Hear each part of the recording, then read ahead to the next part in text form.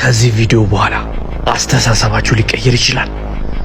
ምንም ማድረግ አልችልም፣ ምክንያቱም ገንዘብ የለኝም። የሆነ ነገር ማድረግ አለብኝ፣ ምክንያቱም ገንዘብ የለኝም። ይህንን ገንዘብ ማስቀመጥ አለብኝ፣ ምክንያቱም ለክፉ ቀን ይጠቅመኛል። ህይወቴ ላይ ችግር ከመፈጠሩ በፊት ይህንን ገንዘብ ተጠቅሜ እጥፍ አደርገዋለሁ። በጭራሽ አይሆንም፣ አልፈተንም። ምናልባት በወርቅስ? ከወደኩኝ ስህተቴን አውቅበታለሁ፣ እማርበታለሁ። የምፈልገውንም ነገር ለማግኘት ሪስክ መውሰድ አለብኝ። ይሄ የኔ ስህተት አይደለም፣ በአንተ ምክንያት ነው ያጣሁት። ይሄ የኔ ስህተት ነው፣ ምክንያቱም ሰዎችን ሲበዛ አምናለሁ። ሁሉንም ነገር አውቃለሁ። ከዚህ በኋላ መማር አያስፈልገኝም። ይሄ በቂ አይደለም። በደንብ ካወቅኩኝ ማንም ሰው አይጠለኝም። ገንዘብ ያለኝ ጊዜ ነው አስተሳሰብ የሚቀየረው። ገንዘብና ኃይል ማግኘት ከፈለክ መጀመሪያ አስተሳሰብን መቀየር አለብን። ከኢድ በኋላ ወይም ከበዓል በኋላ ለተወሰኑ ሰዎች የስልክ የኤዲቲንግ ስልጠና ልንሰጥ ነው። መመዝገብ የምትፈልጉ ሰዎች ኢንቦክስ ላይ ያናግሩኝ። እወዳችኋለሁ።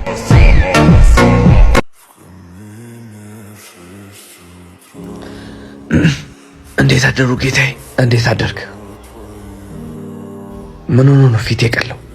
ጌታዬ፣ አዲሱ የመጣችው ስራ አስኪያጅ ሁልጊዜ ያለ አይዲ ትገባለች። ዛሬ አይዲ ስጠይቃት እመቤት አይዲ በጥፊ መታችኝ። በጥፊ ነገ ስራ እንዳትገባ አንተ። እኔ አስተካክለዋለሁ። ይቅርታ እመቤት። አቤት። መታወቂያሽን ታሳይኝ። ማን ስለሆንክ ነው አንተ መታወቂያ የምትጠይቀኝ? ምን አልቆልሃል? የዚህ ቤት ማናጀር የኔ ፍቅረኛ ነው። ማን ከዚህ ውስጥ እንደሚያወጣ ያለው አለቀል። አበቃል። ምን እየተካሄደ ነው? ምንድን ነው?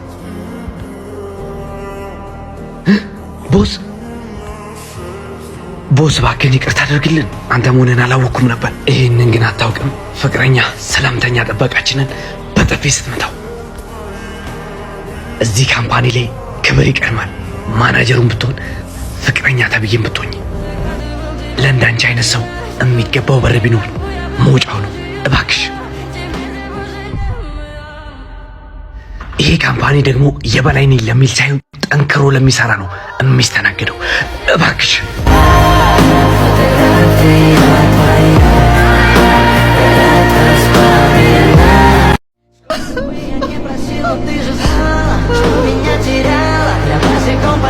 እባክህ የመኪና ግጭት አጋጥሞኝ ነው። ልጄ እዛ ውስጥ ተቆልፎበት ነው ያለው። እባክህ አድንልኝ። እባክህ እባክህ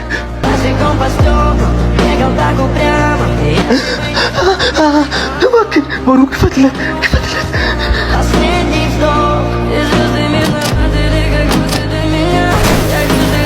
ደህና ነህ? ጎበዝ።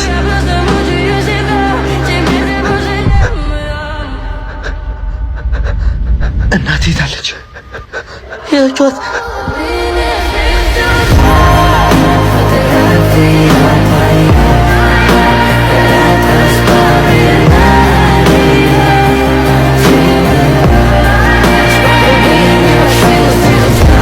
በአንድ በወደመ በረሃ ውስጥ አንዲት የተምር ፍሬ አፈር ውስጥ ተቀብራ ነበር። ከላይ በከባድ ፀሐይ እየተገረፈች እንዳትበቅል እንኳን አናቷ ላይም ከባድ ድንጋይ ተጭኖ ነበር። ከዛች ትንሽዬ ፍሬ ውስጥ የህይወት ብልጭታ የማደግ ፈንቅሎ የመውጣት ህልም ነበራት። አንድ ቀን ፍሬም ያላትን ጉልበት ተጠቅማ ወደ ላይ መግፋት ጀመረች። ነገር ግን ትንሽዬም ቢሆን ሊንቀሳቀስላት አልቻለም። ፍሬም ማዘነች፣ ማልቀስም ጀመረች። እንዲህም አለች፣ እድሌ ጠማማ ነው፣ መቼም ቢሆን ከዚህ መቃብር ውስጥ አልወጣም። ያም ቀን ቀዝቃዛ አየር ወደ እሷ በመግባት አታማሪ፣ ወደ ታች ብቻ ተመልከች። ፍሬዋም ተደነቀች።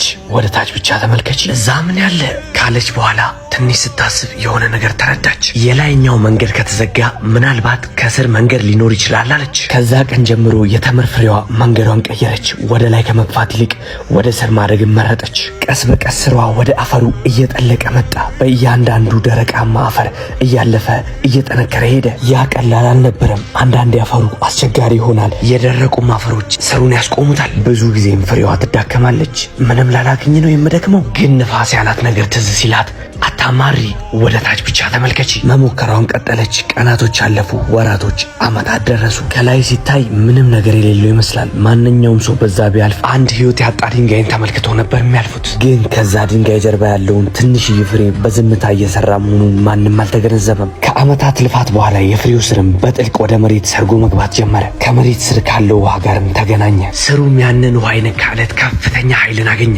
አሁን ተስፋ ብቻ ሳይሆን ትልቅም ኃይል አለው። ወደ ላይም መብቀል ጀመረ። በአሁኑ ወደ ላይ የሚገባው ኃይል ደካማ አልነበረም። ከስር ረጃጅም ስሮችን አስከትሎ በተደጋጋሚ ወደ ላይ መግፋት ጀመረ። ድንጋዩ ግን አሁንም ከባድ ነው፣ አልተንቀሳቀሰም። በዚህ ጊዜ ፍሬም አንድ ነገር አስተዋለ።